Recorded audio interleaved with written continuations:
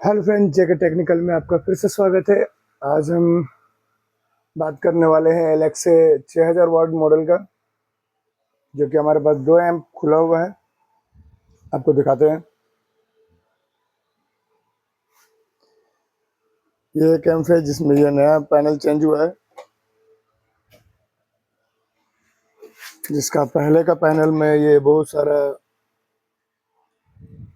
Component hit कर गया था और ये दोनों साइड का प्रिंटेड में ये जला हुआ है। वॉश करने के बाद ये ट्रैक बनने लायक नहीं था, तो हम इस बोर्ड को चेंज कर लिए हैं। कुछ हमारा इस यहाँ पे 4560 का आईसी होता है, आपको दिखाते हैं। यहाँ 4560 का आईसी होता है, इसमें M1 जितना आईसी है सब 4560 है। तो हम इसमें 3255 का आईसी यूज किया, दोनों का डाटा सिमिलर होता है। 4558, 4560 और 5532। तो डाटा वायर है जो हमारा सिग्नल प्रोवाइड करता है। इस सिग्नल वायर से 12 वोल्ट आउट आ रहा था, यानी कि हमारा आईसी फॉल्ट था।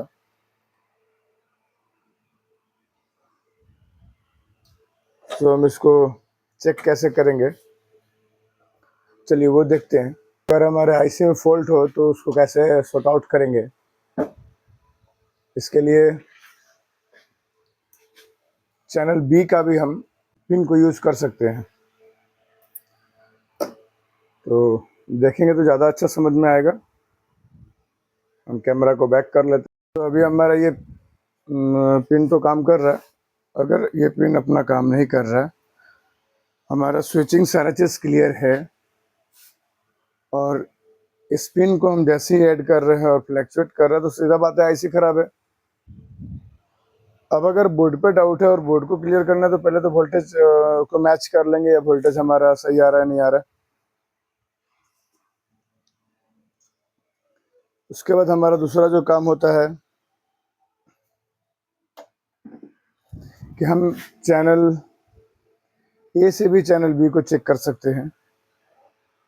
तो पहले तो ये देखना जरूरी है कि वोल्टेज हमारा जो मेन वोल्टेज आ रहा है वो सटीक तरीके से पहुंच पा रहा है या नहीं पहुंच रहा है। वो हमें पता चलेगा सीरीज लैंप से।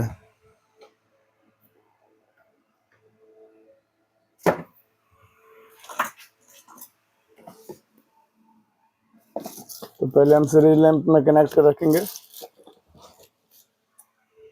और फिर ऑन करेंगे।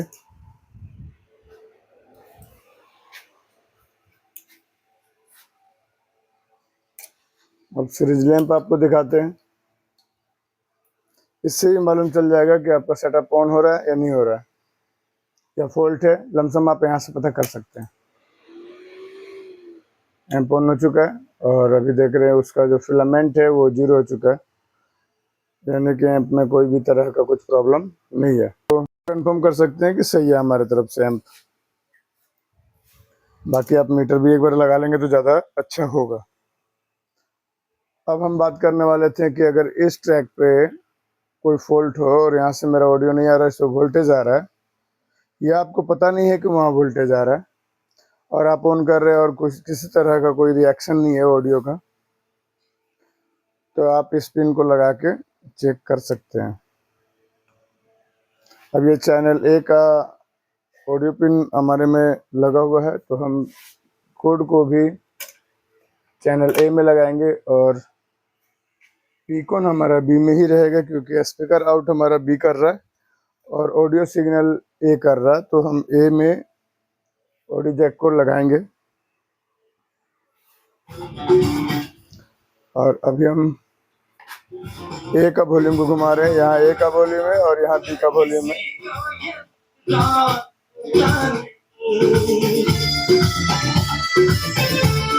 और चैनल ए का पैनल हमने पहले से निकाल रखा है, ताकि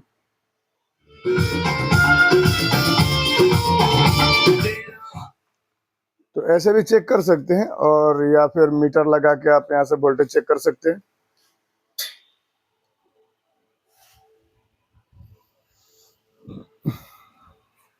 अब इसके लिए हमें चाहिए होगा आईसी।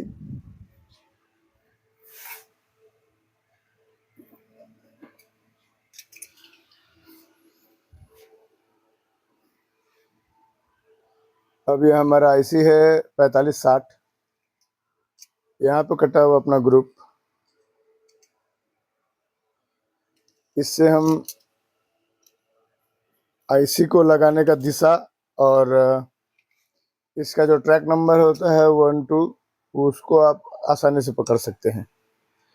तो ये जो ग्रुप कटा हुआ है इसका ये वाला जो पिन है ये प्लस है और ये वाला पिन जो है ये माइनस है।